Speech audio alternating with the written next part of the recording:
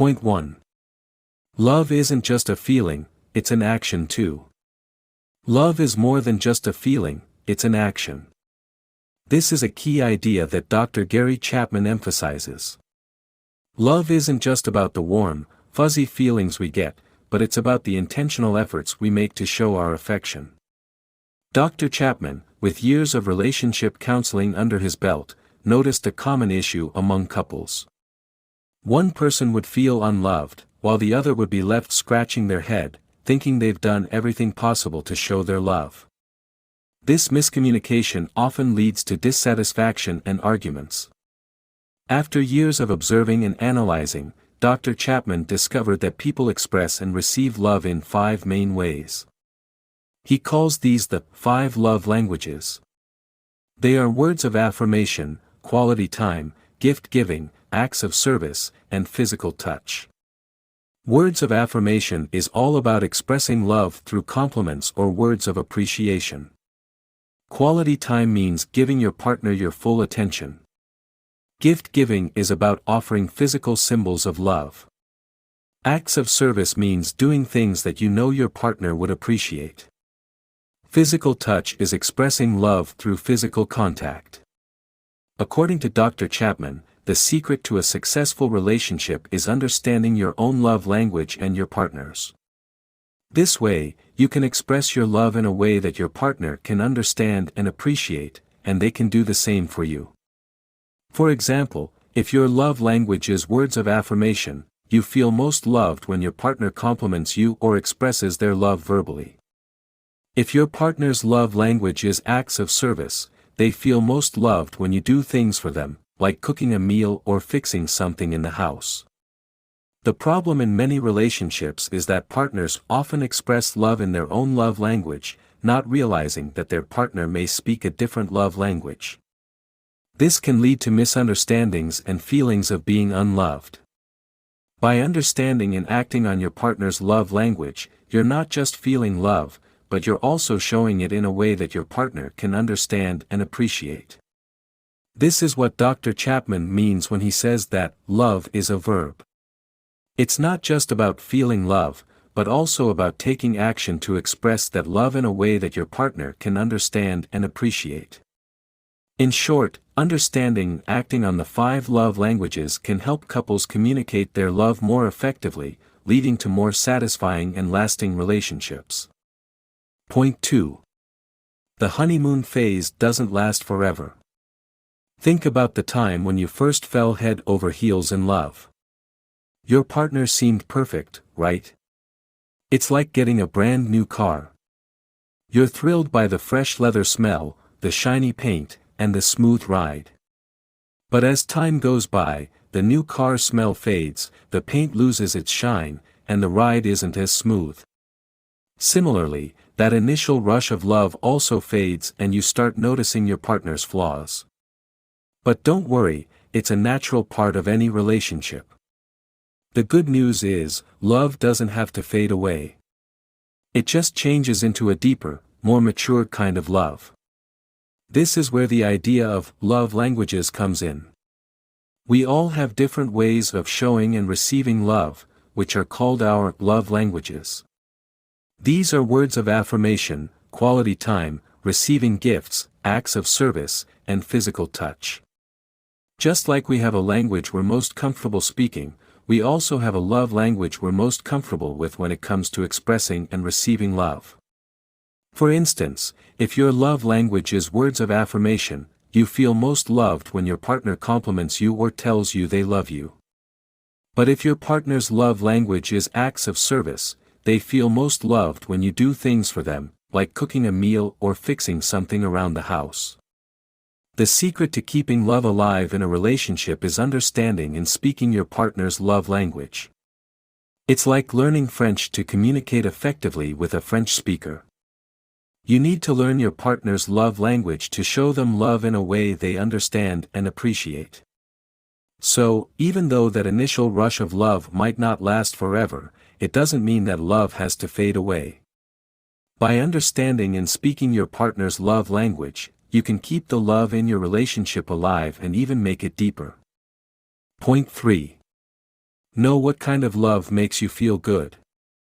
Love is a complex concept that we use in many different ways. We say we love our favorite food, our treasured belongings, our pets, and of course, our partners. But there's a specific kind of love that's vital to our emotional health. Let's think about how a child grows up. A kid needs to feel loved and important to become a responsible and emotionally balanced adult. Dr. Gary D. Chapman uses the idea of a love tank to explain this. Just like a car needs a full tank of gas to work right, a child needs a full love tank to grow and flourish emotionally. When this tank is full, the child feels safe and loved. But when it's empty, the child might misbehave or do things that are harmful. Take the story of a 13-year-old girl named Ashley, for example. Ashley's parents were upset when they found out she had a sexually transmitted disease. They asked Dr. Chapman for help, and when he talked to Ashley, he found out she was having sex with a boy at school because she didn't feel loved by her divorced parents. Her love tank was empty, and she was trying to fill it in unhealthy ways. Her parents didn't know her main love language, so they couldn't meet her emotional needs.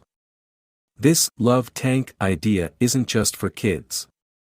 It's important for adults too, especially in romantic relationships and marriages. Just like a car needs gas to keep going, our emotional love tanks need regular doses of love to keep us emotionally healthy. If we don't get these, we can end up with emotional and social problems. At the start of a romantic relationship, we often feel a lot of love and infatuation. This can fill up our love tanks for a while. But this usually doesn't last. Once the first rush of love fades, we need love again. That's why it's so important to understand and use your partner's love language.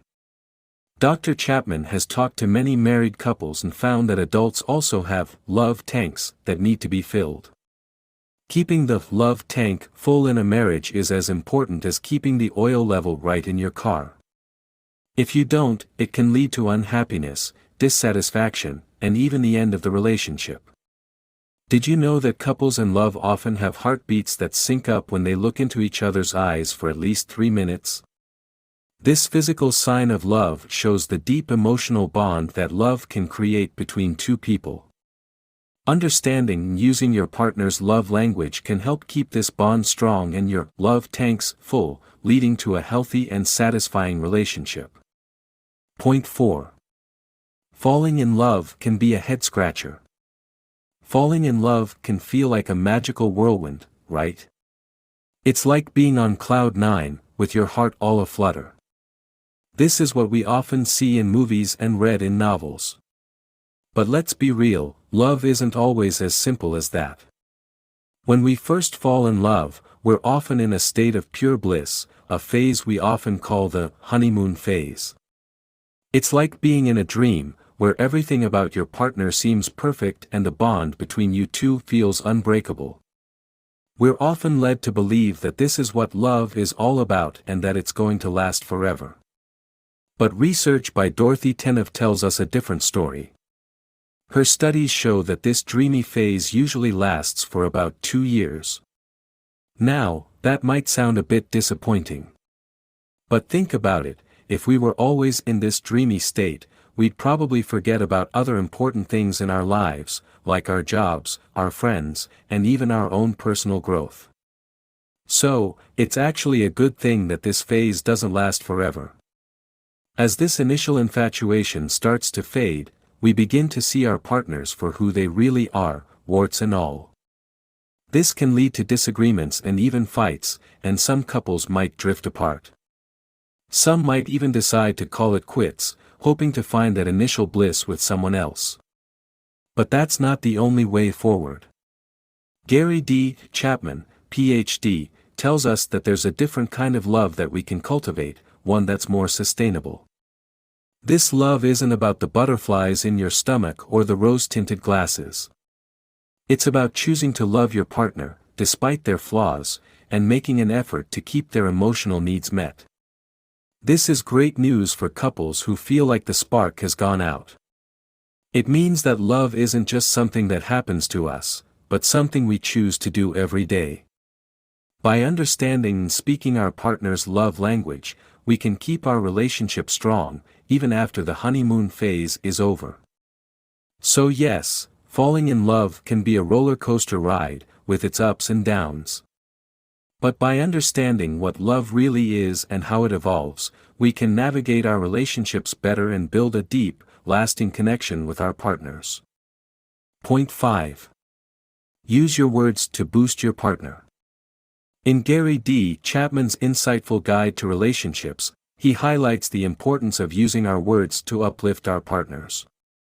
This idea is all about harnessing the power of positive affirmation and encouragement to strengthen the bond between two people.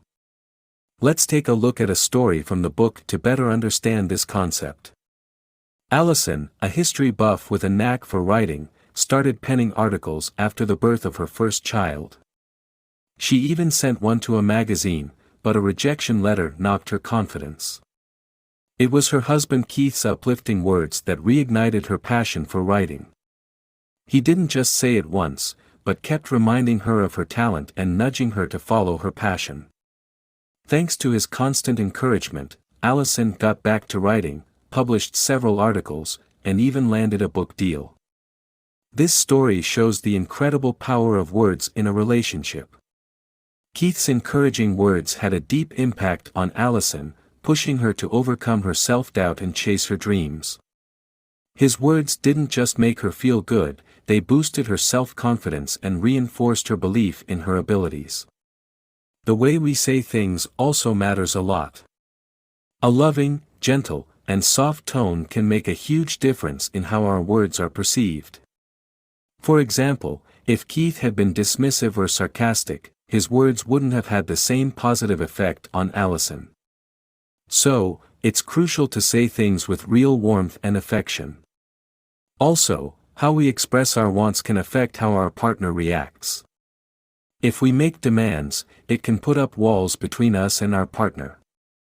But if we make requests, it can make our partner feel valued and capable, which can bring us closer together. Besides talking, written expressions of love like love notes, poems, and emails can also work wonders.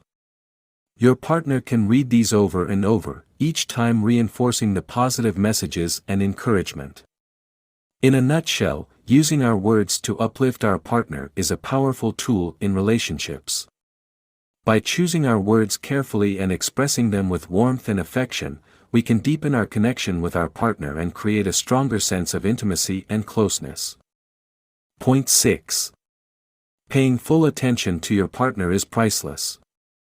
Imagine this: you've had a long, stressful day at work and you're eager to share your experiences with your partner. But as you start talking, you notice they're busy cleaning or scrolling through their phone. They're in the same room, but they're not really with you. This, my friend, is not what we call quality time. Quality time is one of the 5 love languages that can make a world of difference in your relationship. But it's not just about being in the same physical space. It's about being fully present, giving your undivided attention, and actively engaging with your partner. It's about not just hearing, but truly listening to what your partner is saying or doing. Now, quality time doesn't mean you have to sit and stare into each other's eyes all day. It could be anything you both enjoy doing together. Maybe it's cooking a meal, going for a walk, or playing a board game. The important thing is that you're fully present and engaged with each other during these activities. This creates a sense of togetherness, a feeling of being truly connected. A big part of quality time is having quality conversations. And I'm not talking about the weather or what's for dinner. I'm talking about sharing your deepest thoughts, feelings, desires, and experiences. It's about being open, honest, and non-judgmental. It's about being a good listener and being willing to reveal yourself to your partner. I know, it sounds scary, right? Being vulnerable and open can be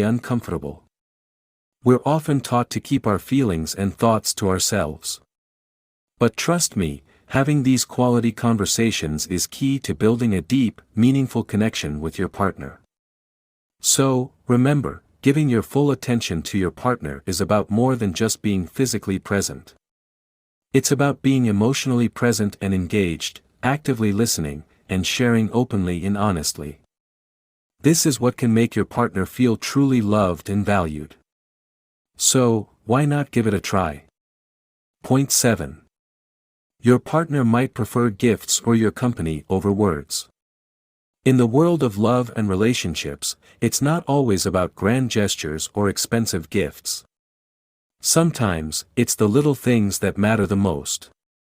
For some folks, the act of giving and receiving gifts is their primary way of expressing and receiving love.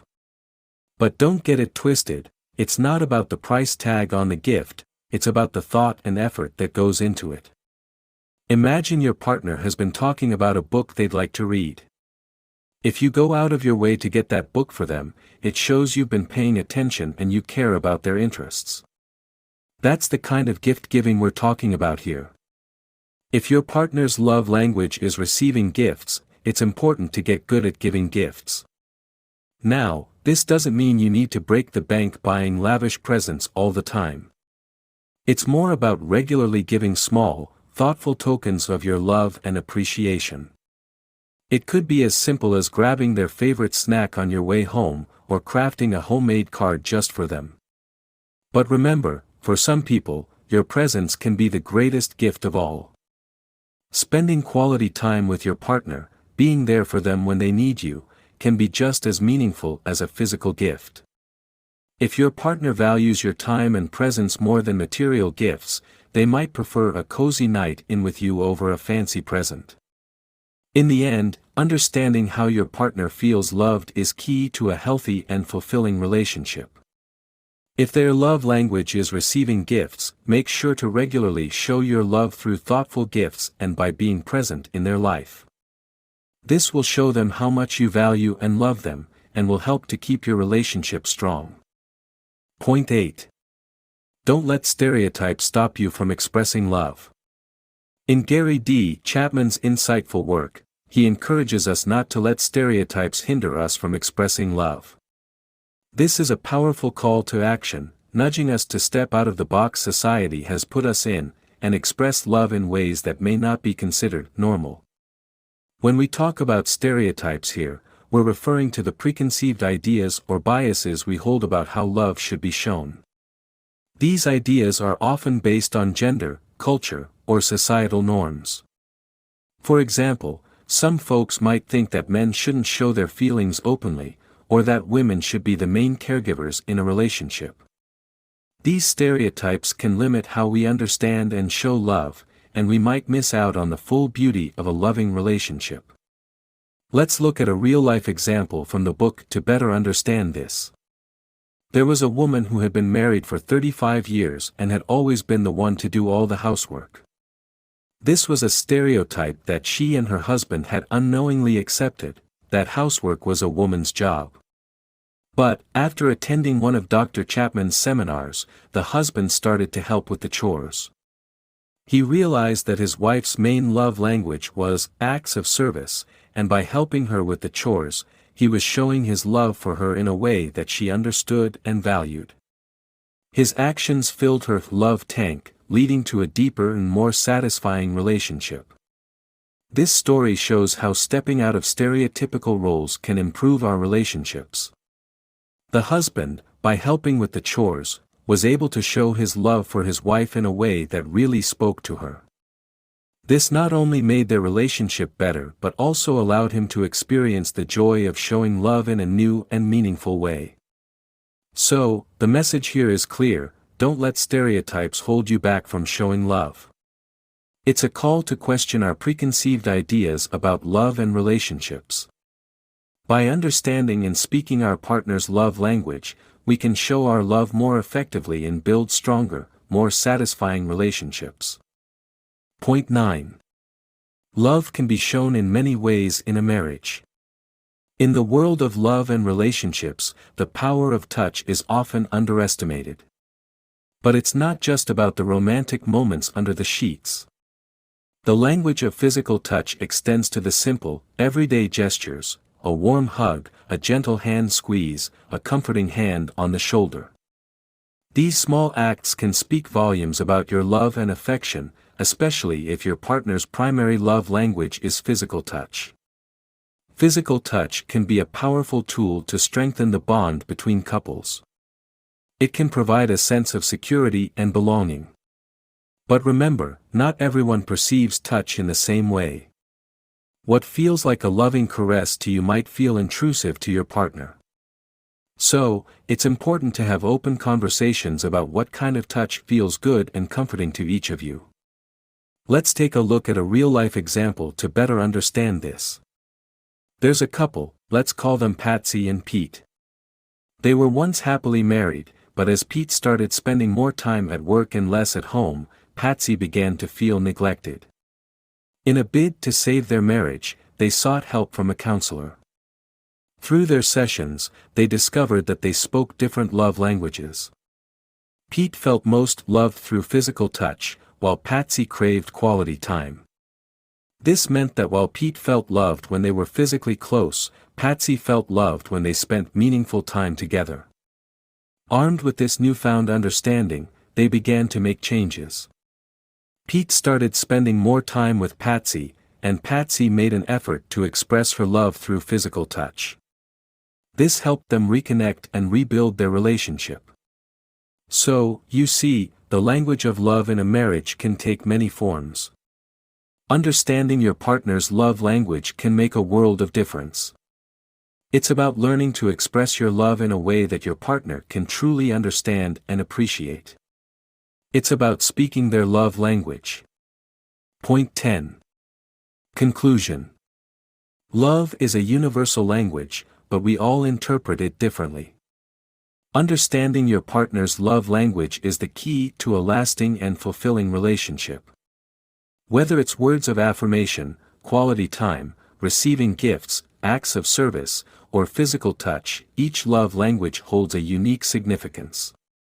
Words of affirmation are powerful and can build your partner up, while quality time allows for deeper connection and understanding. Gifts can be a symbol of love and thoughtfulness, while acts of service show dedication and care. Physical touch, on the other hand, can provide comfort and a sense of security. It's important to understand and speak your partner's love language fluently. This doesn't mean you have to master all five, but rather focus on the one that your partner values the most. By doing so, you can express your love in a way that they truly understand and appreciate. Remember, love is not about how much you say, "I love you," but how much you can prove it's true. Love is about understanding, patience, and never giving up. It's about showing up every day and making the choice to love even when times are tough. Love is a journey, not a destination. So, keep learning, keep growing, and keep loving.